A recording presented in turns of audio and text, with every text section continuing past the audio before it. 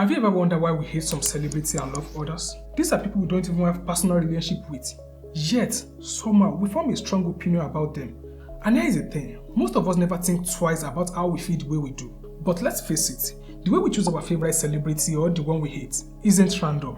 It's influenced by so many factors that we don't even realize. Think about where you grew up for a second, who you hung out with, and what your parents like.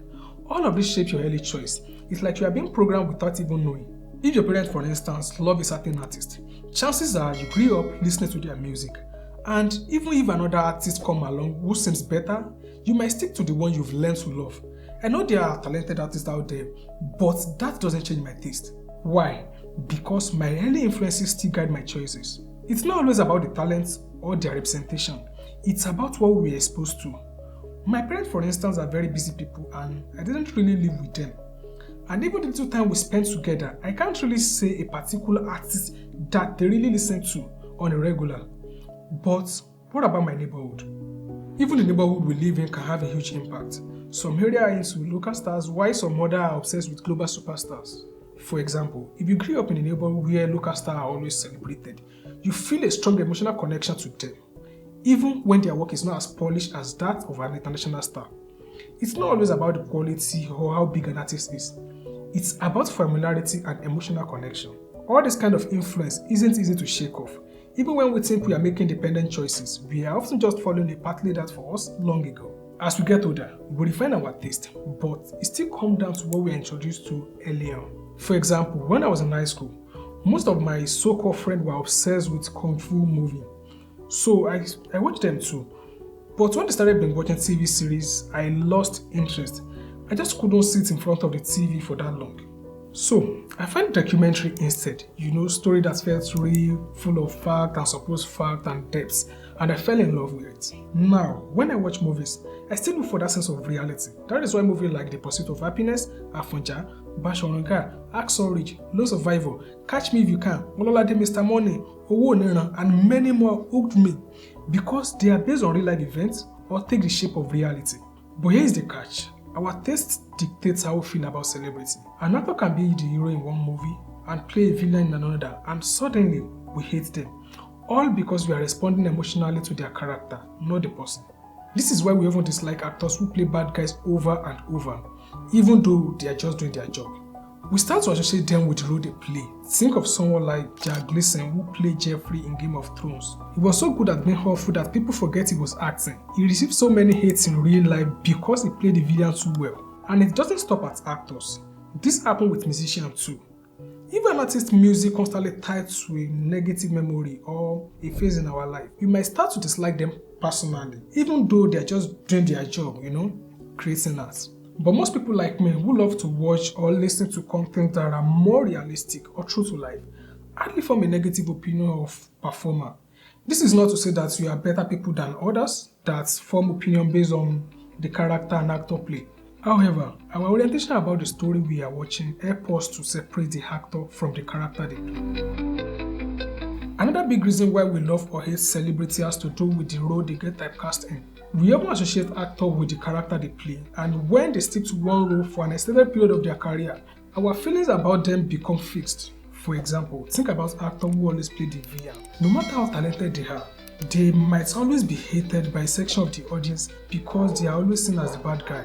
On the flip side, actors who constantly play heroes or charming leads are more likely to be adored. Think about someone like Tom Hanks. He is known for playing the hero, the nice guy, somebody you root for. If you've seen Catch Me If You Can or Saving Private Ryan or any other movie he has featured in, you won't have any other choice than to give him some respect. That reputation follows him in real life and people love him for it. But here's the big question. Is it Tom Hanks that we love or the character he plays? We often blur the line between reality and fiction. An actor who plays a beloved character suddenly becomes beloved in real life, even though we've never met them. And an actor who plays a villain becomes someone we dislike, even though they are just doing their job. This pattern repeats across the entertainment world. Musicians, for example, can be loved or hated based on their musical persona. If an artist constantly releases upbeat, feel-good, and love songs, we might associate them with positivity and happiness. But if their music is dark or edgy, some people might start to dislike them not because of who they are, but because of how their music, or let me say their acts, make them feel. Now, the question is, should you make such a magnitude of decision based on feelings and the fact that people are doing what they are being paid to do?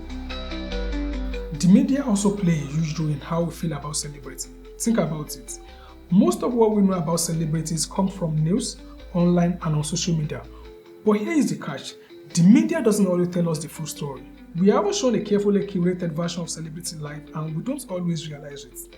A celebrity might be portrayed as a hero or a villain based on one incident, one interview, or one tweet. And we form opinion based on that tiny snapshot. Take Kanye West, for example. He is one of the most polarizing figures in pop culture. Some people see him as a genius, while some other people think he's completely out of control.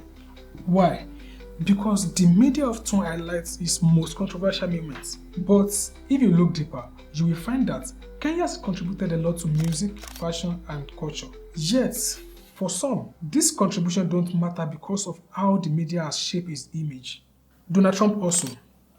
There is no single good news or positive news about him from the mainstream media. This is not because Donald Trump is inherently bad, but because he doesn't dance to their tune. Celebrity lives under a microscope, and that can easily affect how we see them. A single mistake or misinterpretation can ruin their reputation, even if they've done good all their life. But on the flip side, some celebrities are loved no matter what they do simply because they've built up a positive image over time. Another factor is the power of fandom. When a celebrity has a strong fan base, they become almost untouchable. They advance will defend them no matter what, and sometimes this strong support make people who aren't fans feel the opposite. For example, the 30BG versus the Wizkid FC saga. It's a strange cycle. The bigger and more vocal a fan base, the more some people are inclined to dislike the celebrity, just to rebel against the crowd. It's like a social pressure. You see everyone loving someone and it makes you want to do the opposite. Take someone like Taylor Swift. She has an incredible loyal fan base. But there is also a large group of people who dislike her simply because of how big her following is. It's not necessarily about her music or personality. It's about how overwhelming her presence feels. And that can push some people away. The influence of others, especially on social media, shapes our opinion without us even realizing it. When a celebrity is constantly trending, it can feel like they are being forced on us and we start to push back. Finally, let's talk about the elephant in the room. Success. Sometimes we hate celebrities simply because they've made it. We look at their glamorous life, the fame, the fortune, and it sparks something in us. Maybe it's jealousy or maybe a frustration that their success seems underdeserved.